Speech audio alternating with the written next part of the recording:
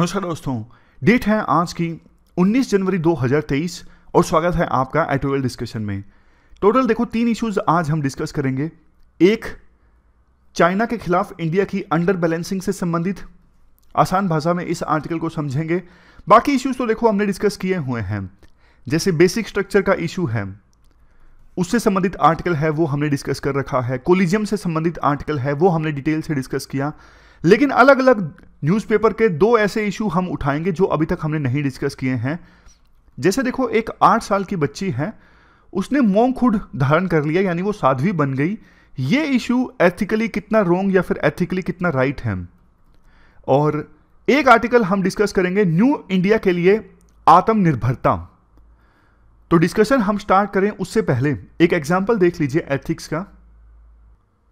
आप ये वीडियो देखिए।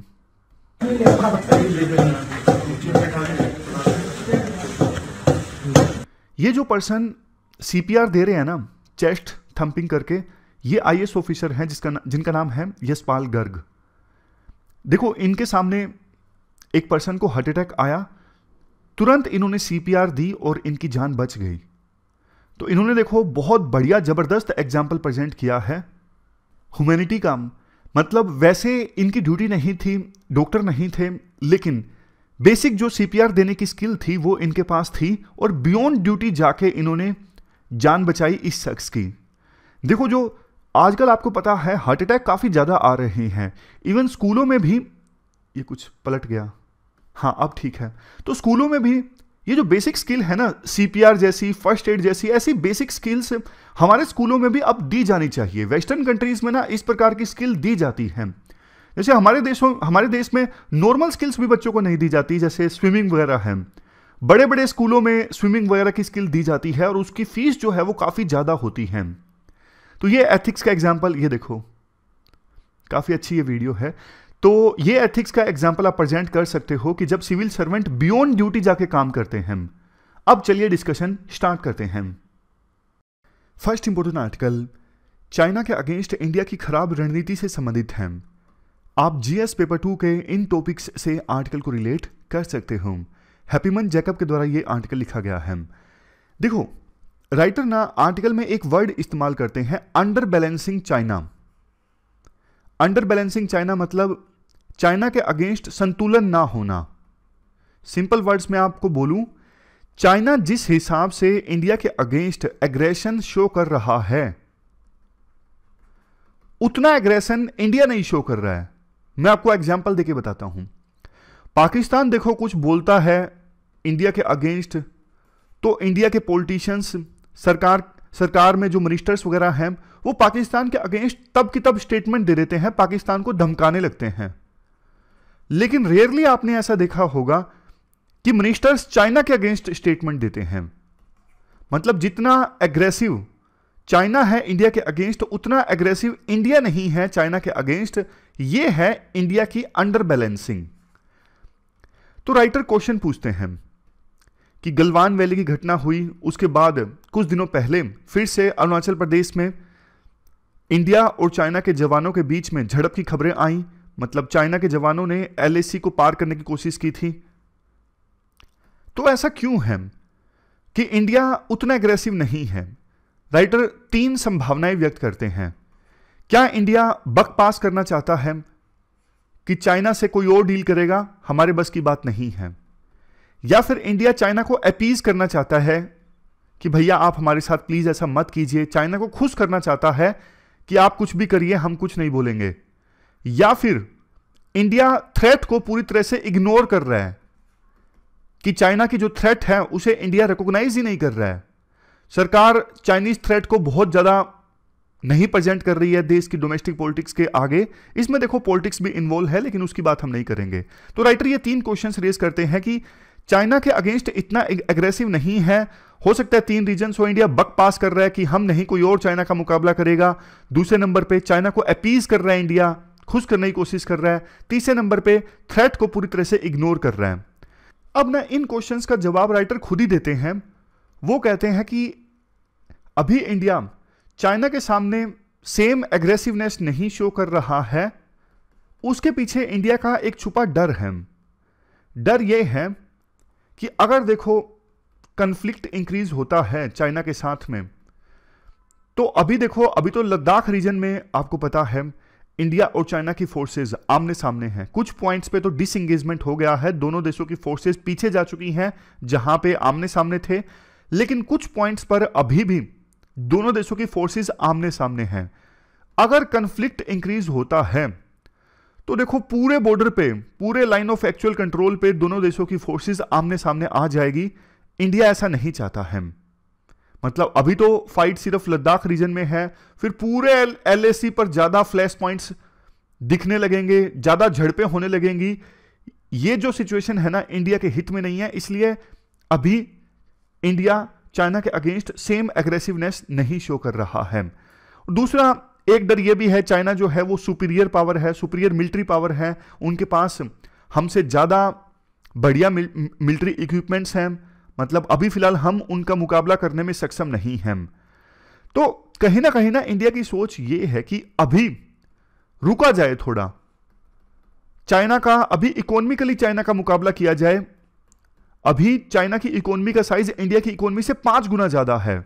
सही वक्त का इंतजार किया जाए, जब इंडिया की इकोनॉमी चाइना की इकोनॉमी के बराबर आए, तब इंडिया अपने आप को ज्यादा असर्ट करना स्टार्ट करे चाइना के सामने, ज्यादा एग्रेसिव हो चाइना के सामने। राइटर देखो इसके जवाब में कहते हैं, भैया जब तक इंडिया ग्रो करेगा चाइना भी तो आगे बढ़ जाएगा ना, चाइना की ग्रोथ रुकेगी नहीं। ये सब बातें देखो राइटर की माननी है। मतलब राइटर ये सारी बातें बोल रहे हैं कि जब तक इंडिया ग्रो करेगा चाइना और आगे निकल चुका होगा। तो जो गैप है ना इंडिया और चाइना की इकोनॉमी के बीच में, वो आसानी से फिल होने वाला नहीं है कि भारत सरकार ये बोले कि हम सही वक्त का इंतजार कर रहे हैं, जब हमारी इकोनॉमी चाइना की इकोनॉमी के बराबर आएगी तब हम एग्रेसिवनेस शो करेंगे, तब हमारे पास ज्यादा हथियार होंगे। तो राइटर कहते हैं ऐसा दिन नहीं आने वाला है, तब तक चाइना भी काफी आगे निकल चुका होगा। तो अब ना राइटर अपनी तरफ से कुछ स्टेप्स बताते हैं क्या करना चाहिए चाइना का सामना करने के लिए।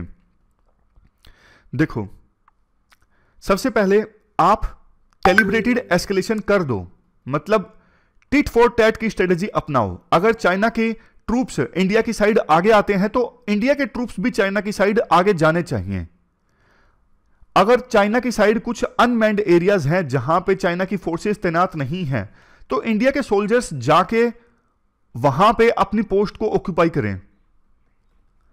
अब देखो इसमें एस्केलेशन तो होगा, लेकिन इंडिया की रणनीति टिट फॉर टैट जैसी होनी चाहिए कि एक बार चाइना वाले आए तो अगली बार इंडिया वाले आए। नेक्स्ट, इकोनॉमिक कॉस्ट थोड़ा और इंक्रीज करें चाइना के लिए, जैसे चाइना से कम माल इंपोर्ट करें। चाइना की जो एप्लीकेशंस अभी इंडिया में बैन है, चाइना के ऊपर टेक्नोलॉजिकल जो डिपेंडेंसी है इंडिया खत्म करे। तीसरा सजेशन राइटर का ये है, न्यूक्लियर मॉडर्नाइजेशन होना चाहिए। इंडिया भी लो यील्ड न्यूक्लियर वेपन्स डेवलप करे और दिखाए चाइना को कि देखो आप इस प्रकार से एग्रेसिवनेस शो करोगे, इंडिया की साइड बार बार आगे आओगे, एस्केलेशन करोगे, तो फिर हम हमारे जो ये लो यील्ड न्यूक्लियर वेपन्स है ना, जिनका इंपैक्ट एक लिमिटेड एरिया में होता है, उन वेपन्स को भी यूज कर सकते हैं। तो ये डर होना चाहिए चाइना में कि न्यूक्लियर वार स्टार्ट हो जाएगा इंडिया के साथ अगर हम इसी प्रकार से बॉर्डर पर एग्रेसिवनेस शो करते रहे, बॉर्डर पर वायलेंस होता रहा। चौथी चीज देखो, अभी ना एक पॉइंट यह भी आता है इंडिया के मन में कि ना यूएस के साथ रिश्ते मजबूत करेंगे ना तो चाइना नाराज हो जाएगा, इसलिए यूएस के साथ एक लेवल से ज्यादा रिश्ते ना इंप्रूव किए जाएं, ना स्ट्रॉन्ग बनाए जाएं, ताकि चाइना को खुश करके रखा जा सके।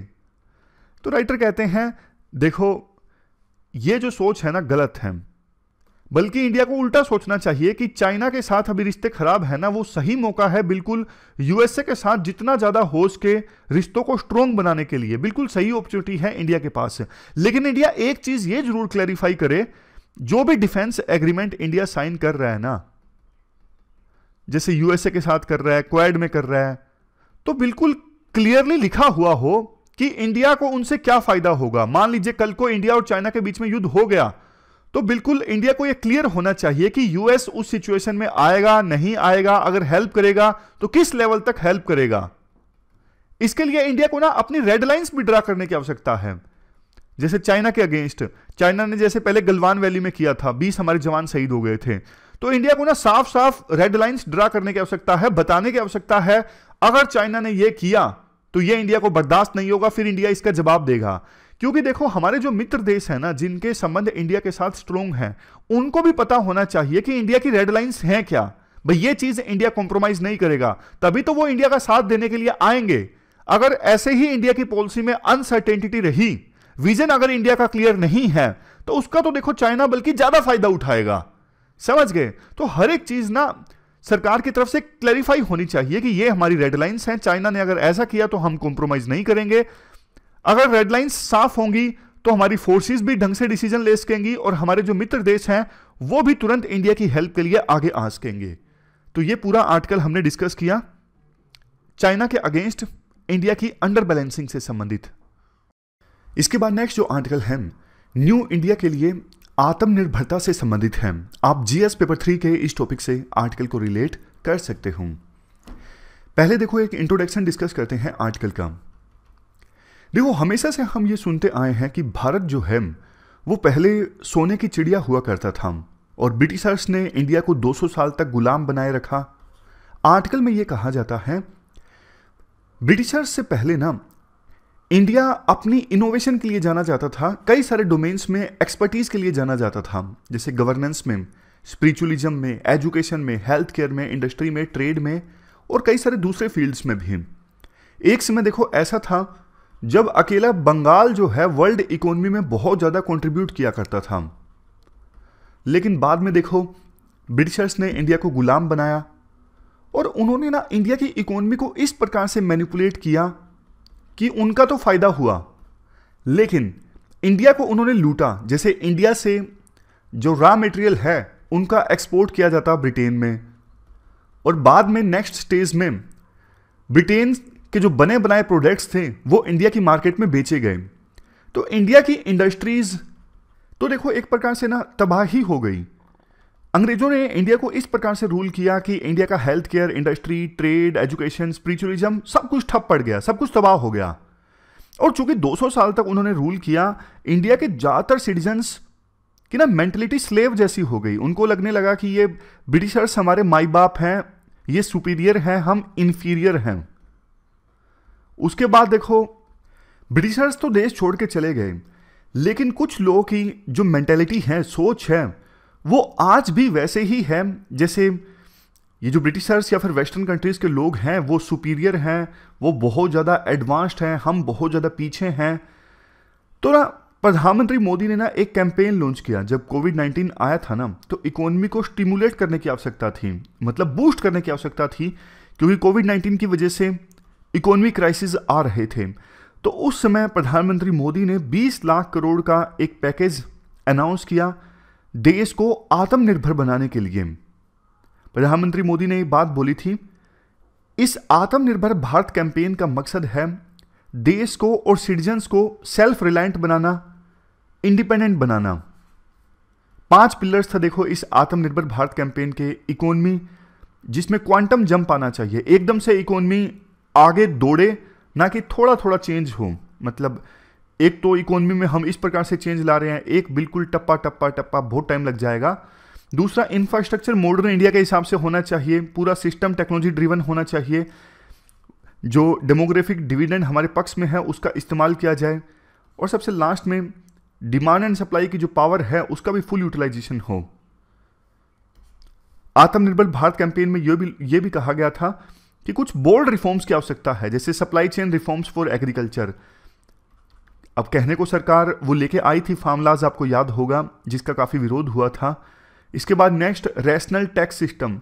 टैक्स सिस्टम अभी भी देश का बहुत ज़्यादा कॉम्प्लेक्स है, एक आम आदमी को समझ में नहीं आता कब कब कहाँ कितना टैक्स देना पड़ता है। टैक्स लॉज अपने आप में बिल्कुल सिंपल नहीं है, बहुत कॉम्प्लेक्स है।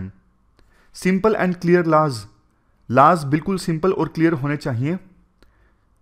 ह्यूमन रिसोर्स को कैपेबल बनाया जाए स्किल देकर। सबसे लास्ट में स्ट्रॉन्ग फाइनेंशियल सिस्टम होना चाहिए। फाइनेंशियल सिस्टम में देखो banks, insurance companies, share market, सब चीज़ें आ जाती हैं। तो फाइनेंशियल सिस्टम देश में स्ट्रॉन्ग होना चाहिए। ये आखिरी रिफॉर्म जो बोला गया, मतलब रिफॉर्म्स तो बहुत सारे बोले गए, ये एग्जाम्पल्स हैं। अब देखो ध्यान से सुनिएगा, प्रधानमंत्री जब मोदी जब ये कहते हैं ना सिर्फ देश को बल्कि सिटीजन्स को भी सेल्फ रिलायंट बनना चाहिए, मतलब सिटीजन्स सरकार के ऊपर डिपेंडेंट ना रहें। एक प्रकार से ये बोला गया, जैसे बहुत से लोग गवर्नमेंट जॉब्स की तैयारी करते हैं ना, तो प्रधानमंत्री मोदी हमेशा कहते हैं जॉब सीकर नहीं, जॉब गिवर बनो। स्टार्टअप्स ज़्यादा से ज़्यादा आएँ, ज़्यादा जॉब क्रिएट हों, ऐसी सरकार की सोच है। लेकिन देखो आर्टिकल में कहा जाता है कि देखो इकोनॉमी जो है वो लो नंबर ऑफ जॉब्स से सफ़र कर रही है। ऐसी सिचुएशन में देखो सरकार ये नहीं बोल सकती कि सिटीजन्स अपने आप में सेल्फ रिलायंट बने, इंडिपेंडेंट बने।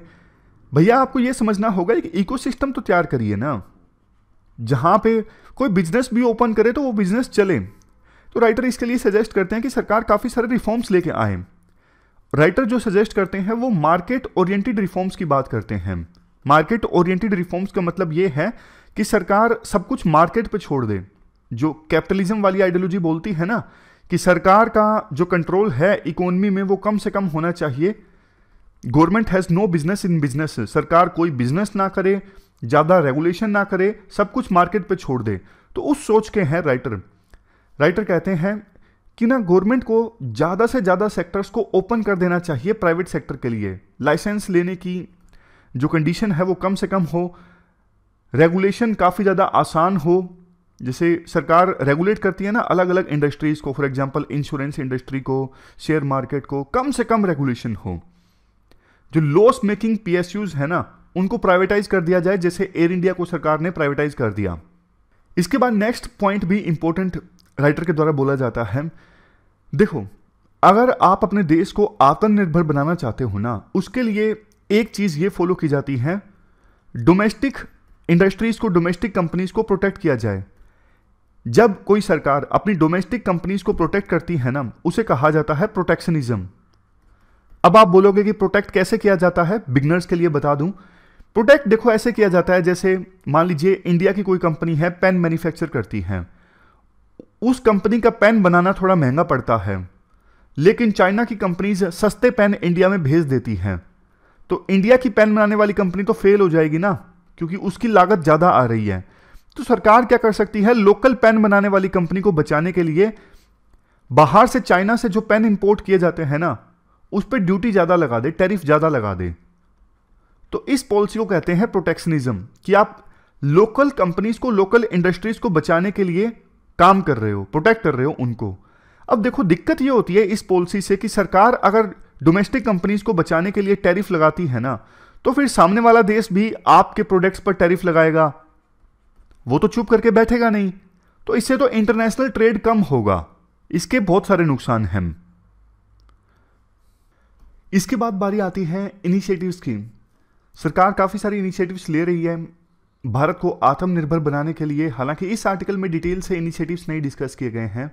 स्वच्छ भारत अभियान, startup India, stand up India, yoga day celebration, Ayushman Bharat, ये जो हैं सारे प्रोग्राम्स अपने आप में इंडिया के लिए आत्मनिर्भरता को ला रही हैं। जैसे देखो स्पिरिचुअलिज्म में आत्मनिर्भरता, योगा डे सेलिब्रेशन लेके आ रहा है, समझ गए। डिफेंस सेक्टर में अब मेक इन इंडिया काफ़ी ज़्यादा चल रहा है, मतलब डिफेंस सेक्टर में भी अब हम धीरे धीरे सेल्फ रिलायंट बन रहे हैं। मतलब इनिशिएटिव्स में कुछ डिस्कस नहीं किया गया है। सरकार ज़्यादा खर्च कर रही है फंडामेंटल साइंस में, टेक्नोलॉजी डेवलपमेंट में, और स्टार्टअप्स को सपोर्ट कर रही है। सजेशंस और कंक्लूजन अच्छा है। सजेशन में देखो ये बोला जाता है, आत्मनिर्भरता का मतलब ये है कि वर्ल्ड ट्रेड में इंडिया का जो शेयर है उसे ज़्यादा से ज़्यादा इंक्रीज करना। जैसा कि पहला था ब्रिटिशर्स के आने से पहले, जैसा मैंने शुरुआत में आपको बताया ना, बंगाल का शेयर देश की इकोनॉमी में काफ़ी ज़्यादा था। तो इंडिया के शेयर को वर्ल्ड ट्रेड में ज़्यादा से ज़्यादा इंक्रीज करना है। दूसरा देखो, आप इंडिया को आत्मनिर्भर नहीं बना सकते तब तक जब तक सिटीजन्स इसमें पार्टिसिपेट नहीं करेंगे। हमारे देश का डेमोग्राफिक डिविडेंड बार बार हम बात करते हैं, अभी भी इंडिया के पक्ष में है। वो अगर देखो पार्टिसिपेट नहीं करेंगे, उनके पास स्किल नहीं होगी, तब तक इंडिया फिर सही ढंग से आत्मनिर्भर नहीं बन सकता। और इसके लिए देखो सेल्फ बिलीफ की आवश्यकता है। जो बात हमने शुरुआत में की थी ना, कि बहुत सारे लोग अभी भी पास्ट की मेंटेलिटी से जी रहे हैं कि हम इंफीरियर हैं, इंडियन से कुछ नहीं होगा। ये सब जो बातें हैं वो छोड़ के सेल्फ बिलीव करना होगा। पोटेंशियल बहुत ज़्यादा है इंडिया में, उसे यूटिलाइज करने की आवश्यकता है। तो ये सारी बातें आर्टिकल में बोली जाती हैं। चलते हैं आगे। इसके बाद नेक्स्ट जो आर्टिकल है वो एक 8 साल की बच्ची के द्वारा मोंकहुड धारण करने से संबंधित है। मतलब साध्वी बन गई 8 साल की बच्ची, उसने अपना घर बार छोड़ दिया। आप जीएस पेपर 4 से खास करके इस आर्टिकल को रिलेट कर सकते हो। देखो एथिकल डायमेंशन काफी अटैच है इस इशू में। ये जो 8 साल की बच्ची है ना, ये एक बहुत अमीर डायमंड मर्चेंट की बच्ची है। अब वैसे तो आपको पता है कि हमारे देश में आर्टिकल 25 से आर्टिकल 28 जो है वो राइट टू रिलीजन से संबंधित है। आर्टिकल 25 खास करके ये बोलता है कि सबको अपने हिसाब से रिलीजन को प्रोफेस करने का अधिकार है। लेकिन देखो आर्टिकल 25 में ना कुछ रिस्ट्रिक्शंस भी हैं। मतलब राइट टू रिलीजन पर रिस्ट्रिक्शंस लगाई जा सकती हैं, जिसके रीजंस बताए गए हैं। जैसे कि देखो पब्लिक ऑर्डर, हेल्थ, मोरालिटी, ये सब। अब कुछ लोगों का कहना है कि एक 8 साल की बच्ची का साध्वी बनना ये मोरालिटी के अगेंस्ट है। वैसे ये बच्ची देखो जैन कम्युनिटी से थी, लेकिन हम ओवरऑल इस इशू को डिस्कस कर रहे हैं कि किसी भी धर्म में अगर कोई छोटा बच्चा साधु या साध्वी बनता है, मतलब वो अपना नॉर्मल जो जीवन है उसे त्याग देता है, तो कितना मोरल कितना इमोरल है। समझ गए? तो मतलब ओवरऑल ये इशू है, किसी एक धर्म से संबंधित नहीं है, चाहे वो छोटा बच्चा किसी भी धर्म का हो। अब देखो एथिकली ये क्यों गलत है। अब एक बच्चे की उम्र मान लीजिए 7 साल है, 8 साल है, 9 साल है, उसे तो देखो उतना समझ भी नहीं होता कि वो क्या कर रहा है। मतलब साधु बन जाना या साध्वी बन जाना, इसका मतलब क्या है। इतनी छोटी उम्र में मतलब नहीं समझ में आता कि आप किस चीज का त्याग कर रहे हो, इसका मायने क्या है। समझ रहे हो? मतलब आप देखो ये कह सकते हो, कुछ लोगों का आरोप लगता है कि माँ बाप की मर्जी चलती है इसमें। माँ बाप चाहे तो किसी बच्चे को शुरू से ही सिखाना स्टार्ट कर देते हैं कि आप बेटा तुम्हें तो साधु बनाएंगे, बेटी तुम्हें यहां भेजेंगे। तो वो चीज ना, वो वैल्यूज, वो विचार छोटे बच्चे के मन में बस जाते हैं, नर्चर करने लगते हैं। बाद में कह दिया जाता है कि छोटे बच्चे का शुरू से ही इस तरफ इंक्लिनेशन था। लेकिन देखो वास्तव में ऐसा होता नहीं है। छोटे बच्चे आपको भी पता है गीली मिट्टी के समान होते हैं, और जैसा उन्हें सिखाया जाए वैसा वो सीख लेते हैं।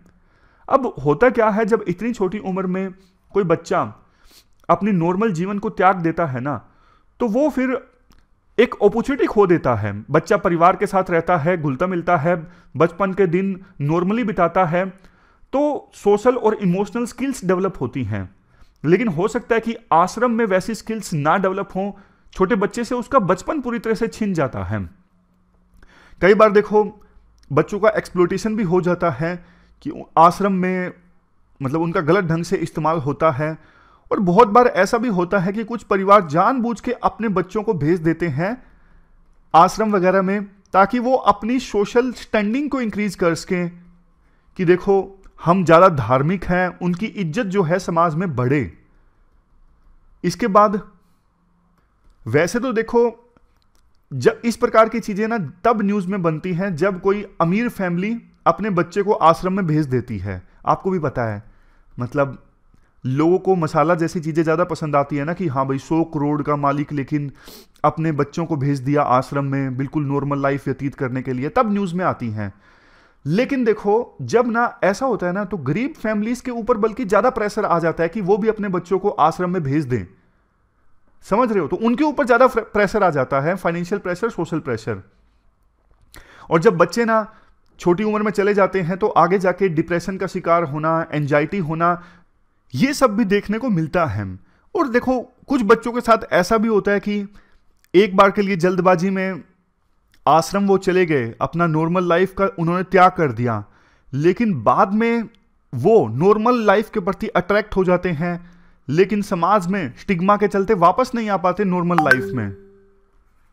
और देखो छोटे बच्चे जब चले जाते हैं ना इस प्रकार से आश्रम वगैरह में, तो उनकी एक हेल्दी रिलेशनशिप नहीं डेवलप हो पाती अपने पीयर से। अपने पीयर्स मतलब जो भाई बहन है या फिर दोस्त हैं छोटे बच्चे, या फिर कम्युनिटी के साथ में। तो ये सब एथिकल डायमेंशंस हैं इस इशू में, एथिकली ये गलत है ऐसा कुछ लोगों के द्वारा बोला जाता है। और पक्ष में तो देखो काफ़ी सारे आर्गुमेंट्स भी दिए जा सकते हैं, जैसे राइट टू रिलीजन है, पार्ट ऑफ प्राइवेट अफेयर है, पुराने समय में गुरुकुल सिस्टम भी हुआ करता था। तो मतलब एक प्रकार से एनालिसिस हमने किया कि एथिकल क्रिटिसिज्म क्या है और पक्ष में क्या आर्गुमेंट्स दिए जाते हैं। इस इशू पर एथिक्स में यूपीएससी क्वेश्चन पूछ सकता है, इसलिए हमने इसको डिस्कस किया। हमारी आज की डिस्कशन में इतना ही है। आज 3 इश्यूज को हमने डिटेल से डिस्कस किया। Thank you very much for discussion.